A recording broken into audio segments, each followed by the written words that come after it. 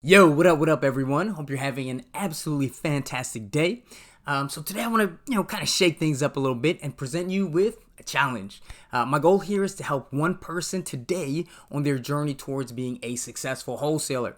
I'm going to give you those details in just a second, but first let me preface it with this.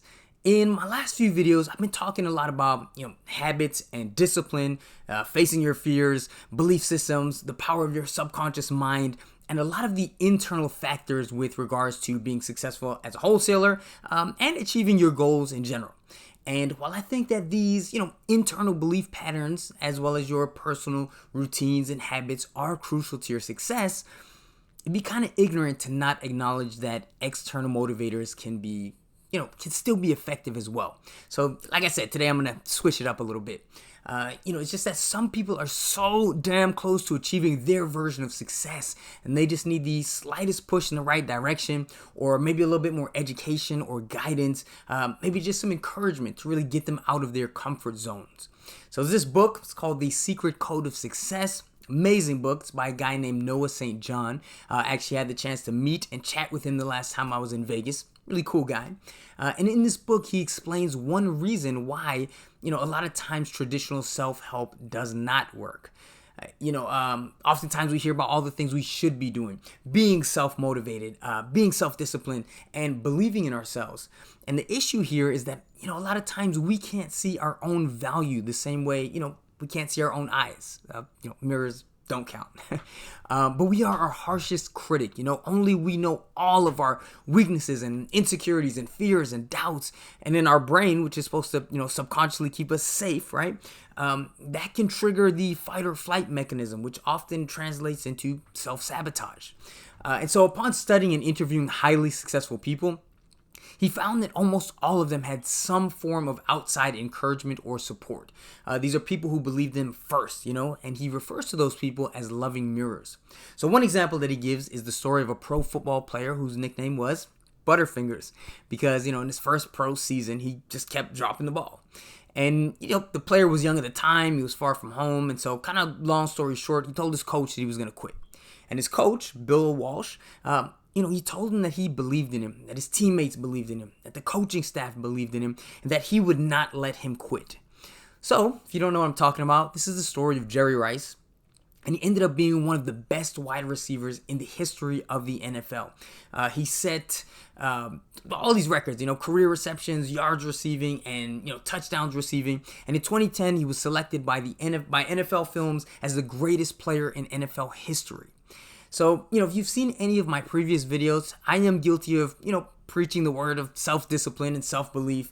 But understand this isn't, strictly black or white either. Like a lot of things, there's a duality to life, and at times it can seem paradoxical, right? But we want to mix these things together. But really, I want you to think about your best friend and think about some of the qualities you see in that person. I bet they have strengths and abilities that they probably don't see in themselves. So keeping that in mind, I really want to encourage you to seek out loving mirrors in your life, people who believe in you, maybe before you even believe in yourself. So with that said, let's get a little bit deeper into this idea of incentives, and then we'll get to the challenge in just one more second. The thing about incentives, you don't want to rely on them as a crutch, but we really, again, can't deny their effectiveness, especially when you're doing something new or something that's uncomfortable. In fact, I think that creating a system of self-imposed rewards is a great way to help you achieve your goals. And so as an example, like I don't eat breakfast before all my offers are made. That's a minor reward that I do daily. And then, I might go to a really nice dinner every time that I close on a deal. You can plan and take a trip when you hit things like a certain income goal. And these little things can really help you to stay on track. So that's one way to incentivize yourself. You give yourself little rewards for completed steps that mark milestones along your journey. And also, you really want to acknowledge that journey. While it's good to stay focused on the summit of the mountain, if we're being real, that can be discouraging at times. And so it's good to not look at just where you're going, but take some time and look at the base of the mountain, look where you've been and see how far you've come. Give yourself credit for that. And so that's self-incentivization. But now I want to talk about how I want to incentivize you. So as a mentor, here's a couple things I've seen. I've seen students who are deathly afraid to make phone calls or even just to talk to other people. They might not even acknowledge it. I've also seen students who are just really, really bad procrastinators. And so, sometimes all it takes is, to make that first call to just get the ball rolling. Every tiny, seemingly insignificant step you take, it builds momentum. So it's not so much about making that one call or making that first deal, but it's more about the momentum that builds. There is a momentum to action, and there's also momentum to inaction. You're never really going to be stagnant. So you're either going to be doing more of one or the other. You're either getting better or you're, getting worse. And so with wholesaling, each phone call, each contact point, each deal done, each moment you step out of your comfort zone, the process, it gets a little bit less scary, it gets easier, it becomes habitual, and soon it gets fun, and then it gets profitable. And for someone who's never been to the gym, for example, the thought of even getting in the car and driving to the gym may be more difficult for them than, say, running a Spartan race that they've been training for regularly, 6 months later. And sometimes we all just need that little push to take that first step. So that's where my challenge comes in, right? My challenge to you today is to pick up the phone. You're going to call 3 people. The first is call a realtor on a distressed property listed on the MLS, preferably in need of repair. The second call you're going to make is to call a homeowner that has a home advertised as for sale by owner. And then the third phone call is a call to another wholesaler in your market. Talk to them about their business, introduce yourself, ask them how you can assist them, and offer to do JV deals.